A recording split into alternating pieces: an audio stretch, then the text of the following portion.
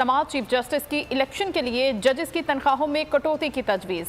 मुआशी बहरान को नज़रअंदाज नहीं किया जा सकता।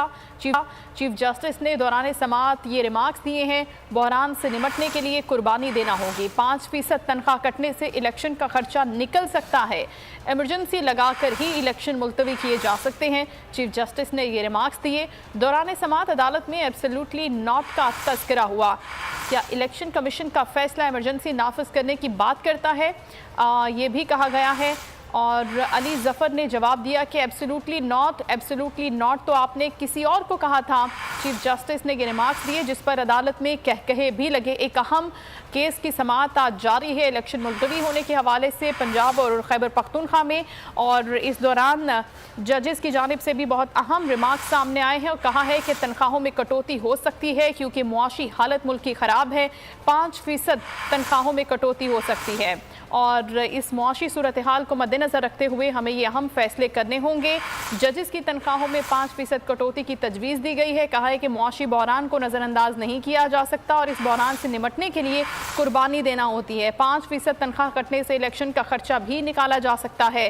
चीफ जस्टिस ने यह भी कहा कि सिर्फ इमरजेंसी लगाकर ही इंतखाबात को मुलतवी किया जा सकता है।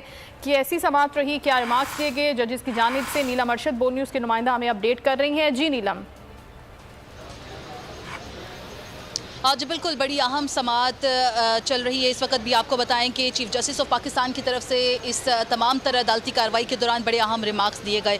इलेक्शन के इल्तवा का मामला है। ये कहा गया अदालत की तरफ से कि क्या इलेक्शन कमीशन ने फ़ंड्स का मुतालबा किया था, जिस पर बैरिस्टर अली जफ़र की तरफ से बताया गया कि फ़ंड्स मांगने का तो जिक्र तक नहीं किया गया।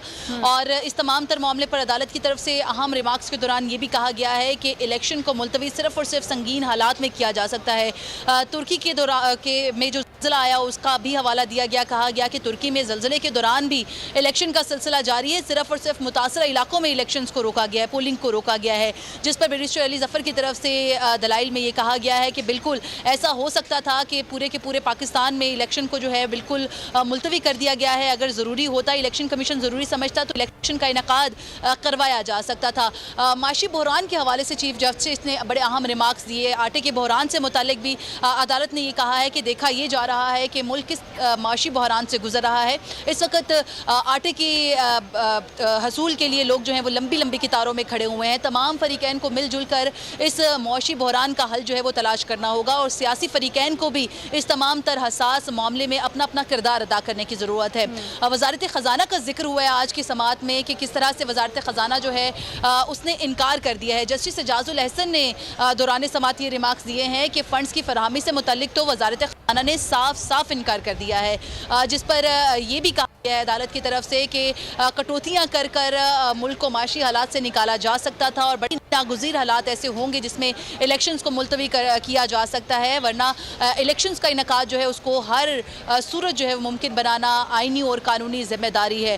सुबह के औकात में जब समाअत शुरू हुई तो उस वक्त चीफ जस्टिस की तरफ से एक मामला, एक नुक्ता अहम जो है वो उठाया गया, जिसमें ये कहा गया कि अभी हमने इलेक्शन की तारीख पर नहीं जाना, सिर्फ और सिर्फ ये देखना है कि क्या इलेक्शन मुलतवी कराने का इख्तियार इलेक्शन कमीशन के पास है या नहीं। अगर इलेक्शन कमीशन के पास ये इख्तियार होगा तो मामला यहीं पर ख़त्म हो जाएगा। ताहम जो फरीकैन है, मुख्तलिफ जो इत्तेहादी जमातों के हैं, उनकी तरफ से फरीक बनने की दरख्वास्त भी दायर की गई है आज, जिस पर अदालत ने यह कहा है कि हम इस मामले को लंबा नहीं करना चाहते, तवील नहीं करना चाहते, सिर्फ और सिर्फ हमें आइनी इख्तियारात से मुतल्लिक आगाह करें कि किस तरह से इलेक्शन कमीशन इस तमाम तर मामले में इलेक्शन को मुलतवी कर सकता है। सबसे अहम मुद्दा है। नीलम, आपसे हम मजीद भी जानते रहेंगे। अभी तक के लिए आपका बहुत शुक्रिया। खबर देंगे आपको, पुलिस टीम हसन नियाजी को लेकर कराची पहुंच गई है। हलीमा आदिल शेख, इमरान इस्माइल और हसन नियाजी से उनकी